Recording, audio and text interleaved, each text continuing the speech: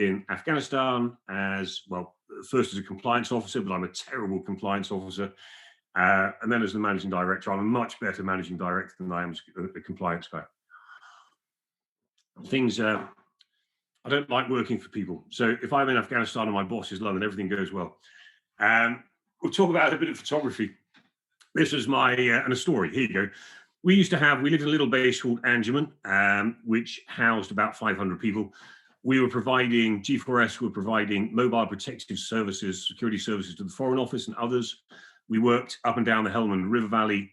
Wherever there was a British stabilization advisor working in a forward operating base, the stabilization advisors were like part DFID, part Foreign Office. They'd have a G4S guy providing their security.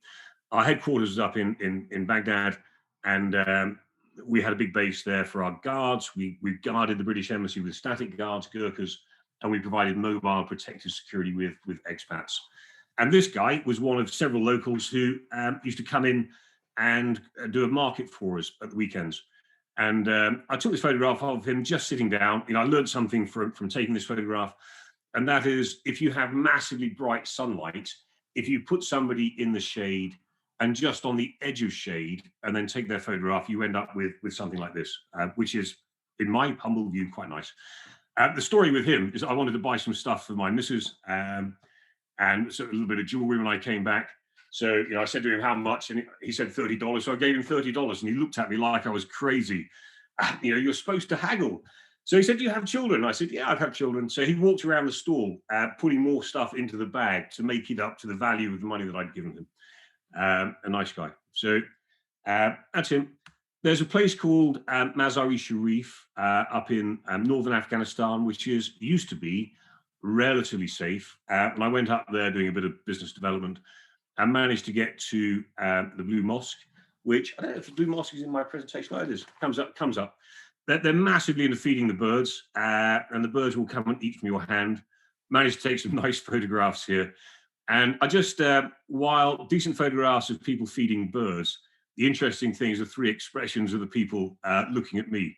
And I kind of suspect that if it wasn't for the 2 or 3 close protection operators that I had immediately behind me, I'd have been whisked off somewhere fairly quickly. So as much as I find wherever I go, the more people I have with guns, the friendlier everybody is. I think we should do the same thing here. This is the Blue Mosque. It's the birthplace of Hazrat. No, it's a tomb. It's supposed to be the tomb of Hazrat Ali, who I think was the brother-in-law of the Prophet Muhammad. But I wonder if it's like, pieces of the remnants of the cross, where there are lots of them everywhere. But anyway, this is a grab shot, and it's quite a big crop from the original photograph, but quite nice. And not that I commercialize my photography anyway, but a few people have bought this when I printed it out and put it in the local craft shop. So half decent bit of work. I was very surprised when I went back to G4S and ended up working in Afghanistan again. I ended up going up and down the Helmand River Valley, visiting all of the, well, not all, I visited many places that I hadn't served in and some of the places that I had. And I think that around that time, 2010, 2011, the British Army had undertaken some very tough fighting in both Iraq and Afghanistan. And I often felt that my role wasn't managing director, it was more like being the battalion padre. And I just sit on the patio in our base and listen to the guys tell stories. And I went to Nadi Alley, and I know half a dozen guys on that brass plate. I took that at night actually, and just shot it handheld. And I thought, should I clean this before I photograph it? And I thought, I'll just shoot it as it is. And it makes me fairly contemplative. Do I think that Afghanistan was worth all those people being killed? Absolutely bloody not. Why were we all there? With hindsight, I have no idea. Am I glad that I went? Absolutely, I am. Was I stupid? Bloody right, I was. Why would you leave the UK and your family and go and work in Afghanistan? I've got no idea. Young men, even young men in their 40s are stupid. Anyway, I did enjoy my time in Afghanistan, enjoyed my time working with G4S. It wasn't without penalty. We had a memorial wall in Anjuman Base which over the years I was there and after became sadly more and more populated.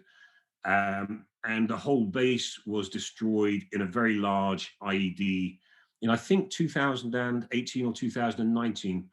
And my pal and former employee Luke Griffin was killed. We went to his funeral. I went to his funeral and met all of my old muckers. We had the attack that everybody expected. A massive. I was trying to find some video to show you a massive truck bomb at the front gate, which destroyed the front gate and knocked most of the camp flat. And Luke was killed trying to defend the camp, going forward, trying to close with and kill the enemy. And in this one instance, the other guy was quicker and killed Luke. However, we had a determined response, and what could have been a tragedy with hundreds of people killed in a bunker ended up with only one expat dead, half a dozen local staff dead, and all of the insurgents dead. And that is a result, really, on balance.